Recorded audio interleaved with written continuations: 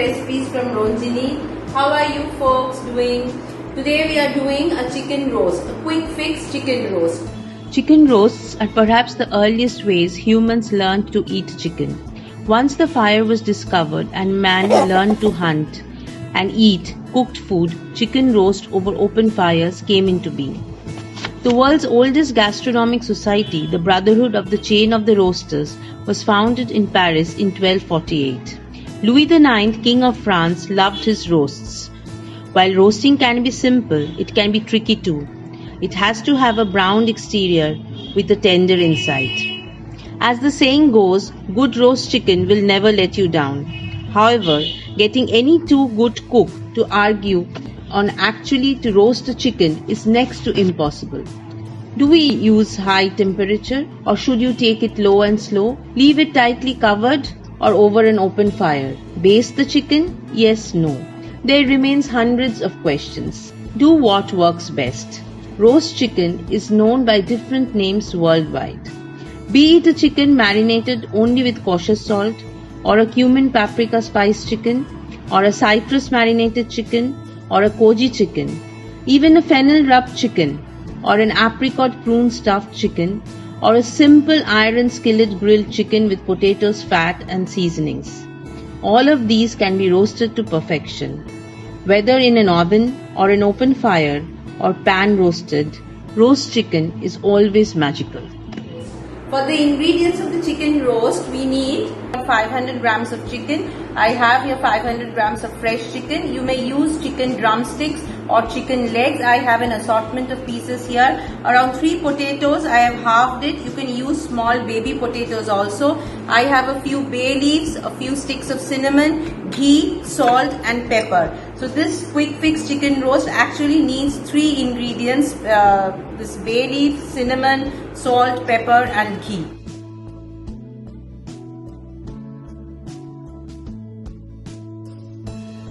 For the quick fix chicken roast, what we do, we first have to marinate the chicken with some salt, some black pepper and some ghee. Similarly, the potatoes, some black pepper, some salt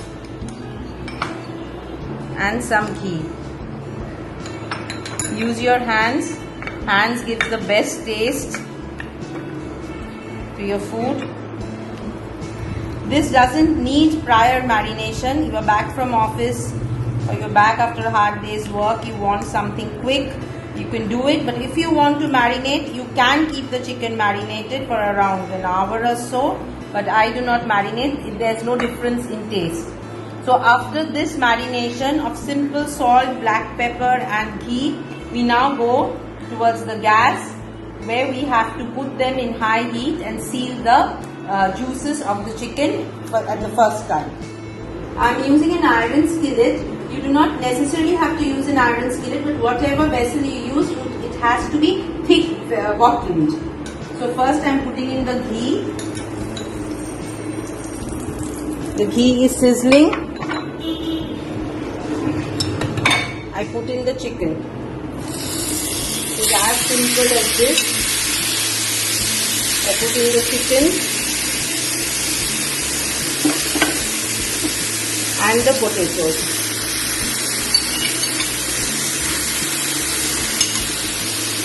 This, friends, has to be over high heat. We just need to seal the juices. You can see the color of the chicken changing immediately. In this way, in this cooking technique, the chicken is at its moistest, at its juiciest.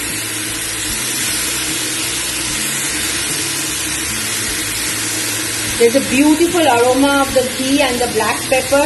I always freshly ground my black pepper, and I would advise you to always freshly ground the black pepper for any dish you are cooking.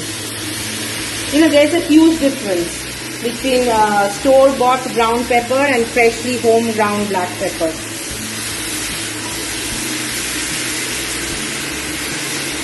Once the color of this chicken changes, you can see from pink it has become now white.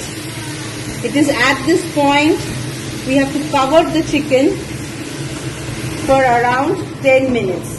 I covered the chicken. This cover has to be very tight. I want all the steam and I want all the juices to be sealed. Actually, this dish you have to choose your vessels very appropriately. If you do not want to do it on a gas, you can do it in an oven.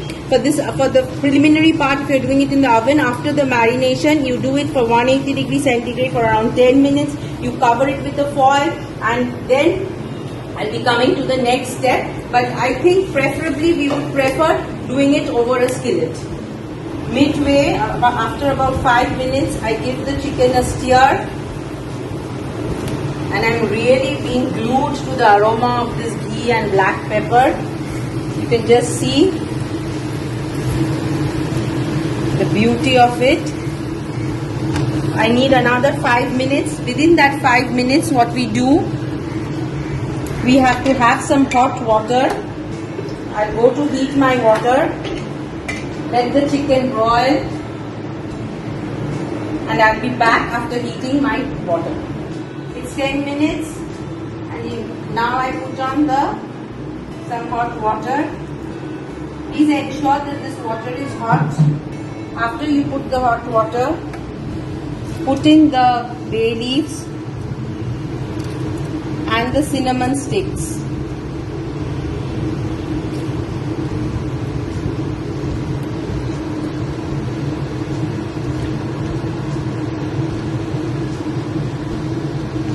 At this point, you don't need to cover it anymore because the chicken is already done. We just now need the chicken and the potatoes to absorb the water. This cinnamon and bay leaf will give additional fragrance to the chicken. I'll add some more black pepper. This actually depends on your taste. As the chicken boils away, let me share a story with you about this recipe. This recipe is from Pondicherry. I had learned it from a friend of mine over there, and if you see, the cooking technique is European, it must be inspired by the French, but the ingredients, the black pepper, the cinnamon, the bay leaf, they are all Indian. So it's a very fusion, it's a very happy fusion, a happy marriage between Indian ingredients and European cooking techniques. And the most easiest part, the best part of this chicken is this: the chicken is very fast. It cooks fast, and practically you don't need any ingredient. Potato you have at your house, black pepper you have, cinnamon and bay leaf you have. You don't need any extra ingredient for this.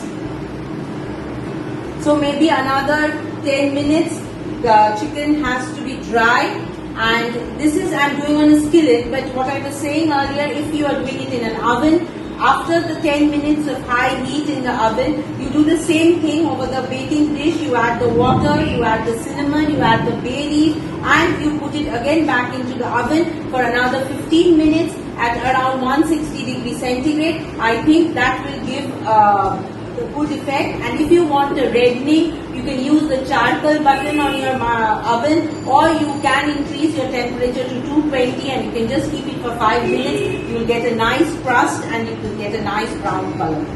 So we wait for another 5 to 7 minutes. So after around 7-8 minutes from the last time we had opened and kept it done, you can see the lovely color. The chicken is caramelized, and you will want a little of this gravy to be left because you want to dip your bun or the rice into it.